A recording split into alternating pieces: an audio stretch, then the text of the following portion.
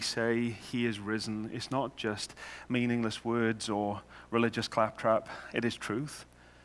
You're alive. And because our King is alive, it changes everything. And Lord, would you impress on our hearts today just how much that means, how much it transforms our every waking moment. Lord, would you open our eyes to see you today? We really want to see you. We want to see you as you really are. And we want our lives to be transformed as a result. Would you meet with us today, we pray, in your precious name. Amen. Amen. So, Resurrection Sunday, it isn't too much kind of going too far to say that this is the high point of our calendar. It's more significant than Christmas, and yet it is only significant if we see who Jesus really is. And we can be kept from seeing who he really is and what he's like by our expectations of him. And that'll depend on our previous experiences of him. Because I guess the truth is that we all kind of come a little bit preloaded with stuff when it comes to Jesus. You know, if we don't believe that Jesus was a real historical person who actually lived, then that creates expectations that stops us from seeing who he really is. If we've been exposed to a kind of a white nationalist Jesus that's being touted in the States and increasingly here, then that creates expectations that will stop us from seeing who he really is. I think closer to home, if we've experienced people who claim to follow Jesus and do hurtful things in his name because he told them to, then that creates expectations that stops us from seeing who he really is. So, you know, maybe you've never rejected Jesus, but maybe you've never really seen why he mattered. Expectations have got the power to alter what we see. Expectations are really that powerful.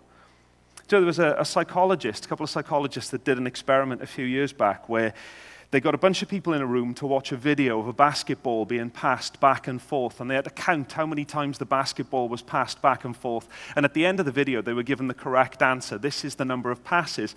And then they were asked the question, did you see the gorilla? Because halfway through the video, this 400-pound gorilla walks on, goes like that, and then walks off the other side. Do you know, you look at that and you think, well, that's ridiculous. Of course I'd notice the gorilla. 50% of people do not notice the gorilla. And they don't notice the gorilla because they're not expecting it. If they don't expect to see a gorilla, then they won't. And often what we expect to see can blind us to what's really there.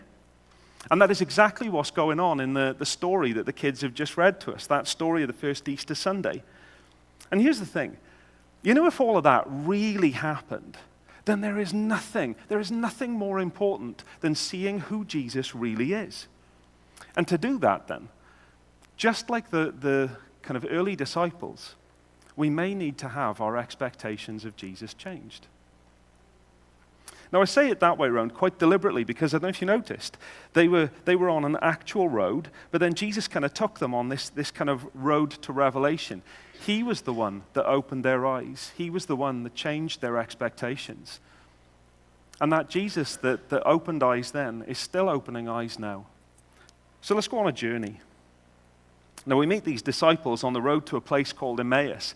And right at the start it says, that very day. Well, what very day? Well, it was the first Easter Sunday. And what the kids didn't read to us is that what had happened prior to this was Good Friday. Jesus had been executed. His followers had endured a really kind of a miserable Sabbath, the Saturday in between. And then some of his followers had gone to the tomb to embalm his body, to give him a proper send-off, I guess. And then they got there, and they found that the body had gone. Now, imagine you're one of those followers. Like, how bewildering is this? You know, this has confounded all your expectations. And 4 times in pretty quick succession, Luke says, this happened, this happened, this happened, then this happened. And he's using that word really deliberately. Because, do you know, sometimes it feels like that, doesn't it? It feels like life is happening to us. It's kind of like wave after wave after wave of overwhelming, bewildering, disorienting things that are happening to us. And these 2 people that are walking down the road, somebody asked me on Friday, do you reckon it was a man and a woman, or do you reckon it was 2 men? I haven't got a clue. So it doesn't tell us, okay? So if I say these guys at any point this morning, I'm not saying that they were blokes. It's just because I use guys as a generic term, right? I don't know. It might have been a man and a woman. It might have been two. No, actually, it's definitely one man because one of them's called Cleopas, which is a man's name. But anyway, you get the point, right? So please forgive me if I do say guys. But anyway, these two guys, they're kind of wrestling with some stuff that is absolutely bewildering. These are really confusing happenings. Their expectations of Jesus being Messiah, Jesus being Christ, they pictured that what Jesus was going to do was that he was going to rescue their nation. He was going to do something spectacular. Now, bear in mind, they'd seen him do lots of miracles. They knew that Jesus was special. But their hopes had died with Jesus. And now the women in their group are saying that the grave is empty. And graves don't just get emptied. This is huge stuff. And there's such a kind of ring of truth to the way that Luke's written this. Because what do? They're talking. And then they're talking and they're discussing. And when stuff happens that we just haven't got a clue what's going on, it's one of our drives as humans that we need to try and make sense of what is senseless. And so what do? We just kind of blurt it all out and we talk and we discuss. And actually that word discussing can mean they were disputing. They were maybe even having beef about what had taken place in that whole weekend. It's like, well, I saw it this way. No, I saw it this way. Well, I don't know what's going on. Do you know what's going on? I don't know what's going on. And these disciples, just like us, they're trying to make sense of what is senseless. They're spewing it all up in order to try and just put some kind of shape and order on what they've seen. And whether it's those big kind of generational moments, like for my parents' generation, I remember where I was when I heard about President Kennedy. And then for our generation, I guess it's more kind of, do you remember 9/11? Do you remember where you were when you heard? And then for the younger generation still, then it's probably more, where were you when you heard that Boris was shutting us up in our house for 3 weeks or 3 months or what felt like 3 years? And we talk about these things and we try and make sense of what's going on. But then sometimes it comes closer to home and we're talking about things that are far more personal losses and tragedies. And part of being human is that we just need to discuss and to talk and to spill our guts and to just cry out, what the heck is going on? And as these guys are spilling it all out, they're walking away from where it all happened. And this direction is really important. In Luke's account of Jesus' life, every time you're pointed towards the action, you're always going towards Jerusalem. Jerusalem is where all of the kind of key stuff takes place. But now they're going in the other direction. These guys are going in the wrong direction. And they're not just walking away from a city. They're walking away from a story that they thought that they understood. But then, pivot. It happened in their talking and discussing that Jesus himself drew near and went with them. Well, great. When we're in these moments of confusion and grief, we often need someone from outside of our situation to help us to process it. We need somebody who's not within our kind of echo chamber of suffering that's going to bounce our confusion back at us. But actually, this isn't just somebody that's come to help them here, is it? This isn't just any old body that's going to help them to process their grief. This is the actual, impossible reversal of their grief in human skin, stood right with them. One glimpse of his face, and all of their crises dissolve. But there's a twist in the tale. Their eyes were kept from recognizing him. They couldn't see Jesus. Now, these guys had been with him for at least a chunk of the last 3 years. Do you know, there's even one tradition that says that Cleopas might have been Jesus' uncle. In which case, if that's true, he'd have known Jesus for his whole life. And yet you've got these two people who are looking at Jesus, and they haven't got a clue who he is. To them, he's a stranger. So what's the deal? Because there's something weird going on here, isn't there? There's something else at play. And there's this really kind of curious phrase that their eyes were being, it wasn't that they just didn't recognize him, their eyes were being restrained. It's almost like something's got a hold on their eyes. I'd like to do a sort of modeling of this, but my fingers won't go through my glasses to kind of hold on to my eyeballs, But that's the kind of description that's happening here. So what was it? What kept them from recognizing him? Was it that Jesus had some kind of disguise on? Is he playing with them? Is Jesus just kind of toying with them? Or is the problem on their end?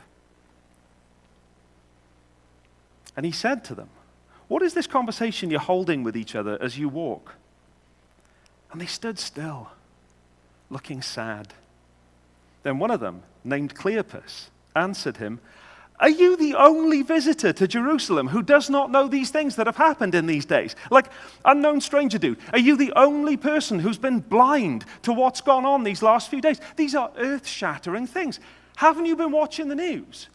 And yet they don't realize that the one that's with them is the news. But there's something deeper going on here too. God has always been a God who starts conversations.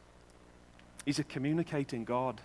He's always the one who asks the questions, who makes the first move, just as Jesus does here. With us too, he's always the one that makes the first move. Do you not know these things that have gone on in these last few days? I love Jesus' reply here. What things? Talk to me about it. I'm the center of this, but just tell me anyway.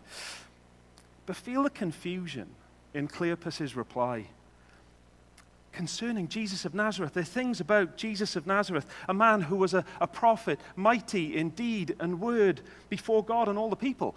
Like, he's got that right, doesn't he? Like, Cleopas clearly understands who Jesus was to an extent. He spoke the words of God. He said amazing things. He did miracles that nobody else could do.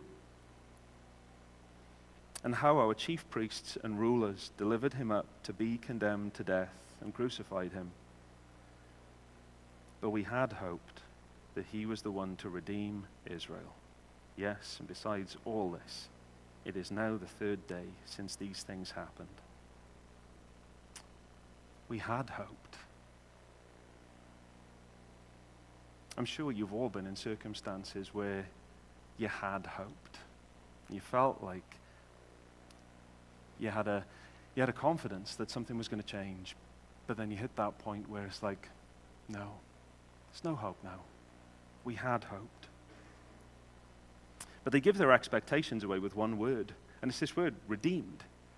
They had been expecting that Jesus was going to be the one who would redeem Israel. Now, we tend to use the word redeem as kind of like to turn around a horrible, a dire, or a tragic situation and make it something that's kind of good and healed. But the Bible tends to use it more to mean like a rescue of hostages or buying back slaves into freedom. And here's the clue as to why they can't recognize Jesus. In their minds, for Jesus to do the redeeming, the Messiah had to be alive. And, that's a fair assumption, isn't it? For somebody to do something, you'd expect that they've got to be alive, right? But they were expecting him to be like a big military leader and to win a decisive liberation campaign and to free Israel from the Romans. If he's dead, he can't redeem us. Their expectations for redemption and for their Messiah were way too small and pointed in the wrong direction. They had not great enough expectations. And their confusion only kind of got amped up on that Sunday morning. Then some women from our group of his followers were at the tomb early this morning. They came back with an amazing report. They said his body was missing, and they'd seen angels who told them Jesus is alive. Some of our men ran out to see, and sure enough, his body was gone, just as the women had said. Subtext, we are utterly clueless in this moment. We have no idea what's going on. None of our talking and discussing and talking has really got us anywhere. We're confused. And here's the thing. In their minds, Jesus was dead. All of this talk of him being alive, they hadn't seen him. They were confused and disappointed, a bit broken. And if someone that you know is dead, who's the last person that you were going to expect to see? This stranger can't be Jesus because Jesus is dead. It's like confirmation bias. Now, surely at this point, Jesus could just do a kind of ta-da and make them see. But Jesus wants them to see with more than just their eyes. Now, his response in this might come as a surprise. It might sound a little bit harsh. Oh, foolish ones, and slow of heart to believe all that the prophets have spoken. Maybe you found yourself in a place of confusion and questioning. And you think that that's the kind of response that you're going to get from God. A total brush off. You complete moron. Why don't you get this? But you know, that is not at all the tone of Jesus' response here. It's much more, you're not putting it together, are you? You haven't joined the dots. You're struggling to believe what was there all along. You've hesitated to trust what God has already made clear. Jesus is not exasperated here, just like he isn't exasperated with us. He's present with them, and he's patiently moving them towards joining the dots. He's going to help them to kind of properly make sense of all of this. He isn't going to leave them in a place of misunderstanding, but now he's walking with them to show them the truth. He's going to reshape their expectations of him. And he begins to make sense of it with one necessary word. Necessary. Was it not necessary that the Christ should suffer these things and enter into his glory? And you know this word, necessary? It means what must happen. There's an old English word, behooves. And I kind of feel like, and it behooves that this must happen. And I think it behooves that we start using that word again, because it's a great word, isn't it? But it behooves that this happened. All of these things that these disciples had described, the very source of their confusion, it absolutely had to happen. It was baked into the story from the very beginning. This was no accident. And you know, bless Jesus, he had been telling his followers all the way along the line, this is going to happen, this is going to happen, this is going to happen, this is going to happen. And when he got there, none of them got it. None of them understood. I always feel like I'm in very good company when I come to the disciples. But then Jesus comes to this most dense and meaning-laden verses in the whole Bible. Like this verse here, I reckon it's got to have about 3,000 calories per slice, just like this smoked chocolate brownie with caramel sauce. Apparently it does have 3,000 calories a slice, and I think this verse does as well. You think about how dense this is. Beginning with Moses and all the prophets, he interpreted to them in all the scriptures the things concerning himself. Like, how long was this journey? Well, apparently it was about 2 hours long, so it's about the distance from Tredegar to Merthyr going along the old road, if you can picture that, okay? So he's got a whole 2 hours to unpack to them the whole of the Old Testament and to show how all of it is pointing to him.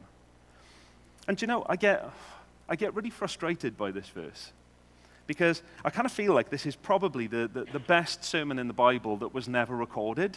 Like, can you imagine if this had been written down? You know, Jesus rips the Old Testament, like it would have been amazing. But he walks them through this whole big story of God and his people. It's what we call the Old Testament. It's this story that explains what and who we were made for. It explains why the world and we are in such a mess and what God has done about it. It's a story that they knew, but they needed to reframe it to see how Jesus could be dead and still redeem them. And so, here's the story that Jesus is walking them through as they walk along this road in the wrong direction. God made the world through Jesus, and he made us for life with him. Relationship, trust, his presence. But the first humans, and every one of us ever since, has walked away. We chose our own way. And in doing that, when you cut yourself off from the source of life, what you experience as a consequence is death. But God promised a rescuer, one who would crush evil and the source of evil and would bring his people back.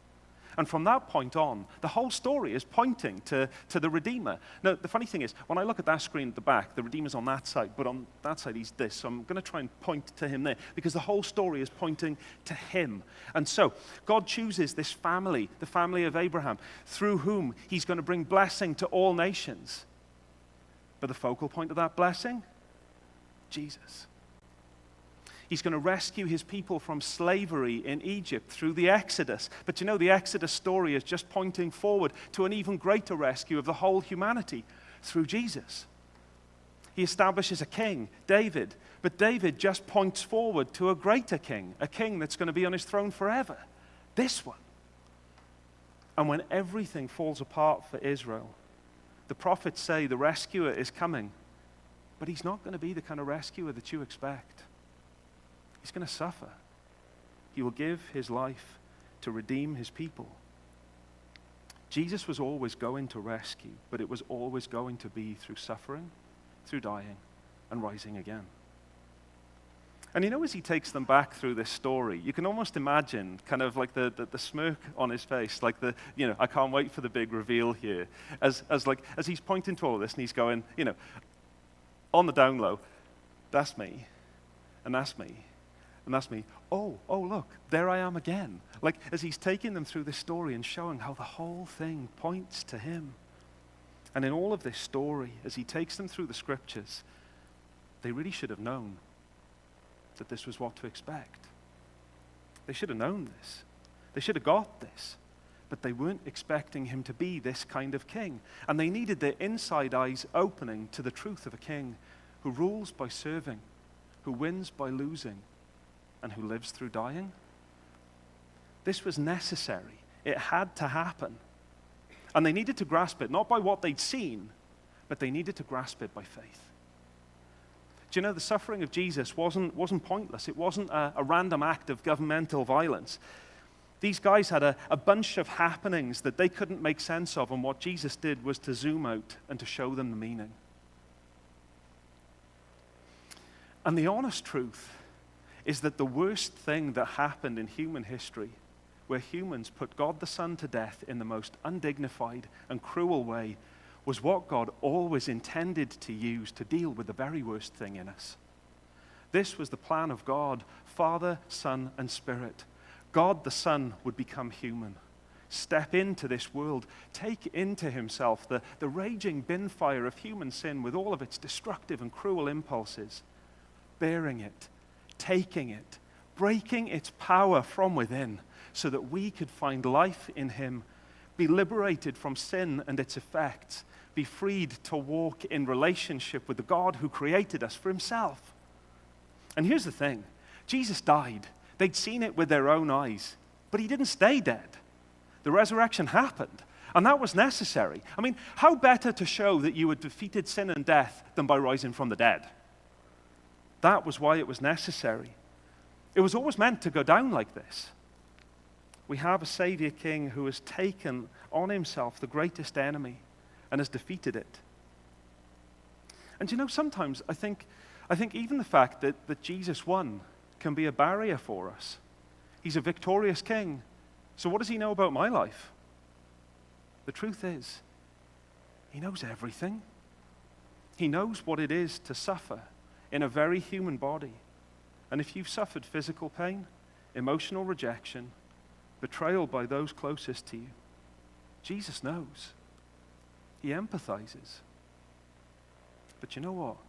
He has also dealt with the root cause of all of that pain, and he has defeated its final power forever.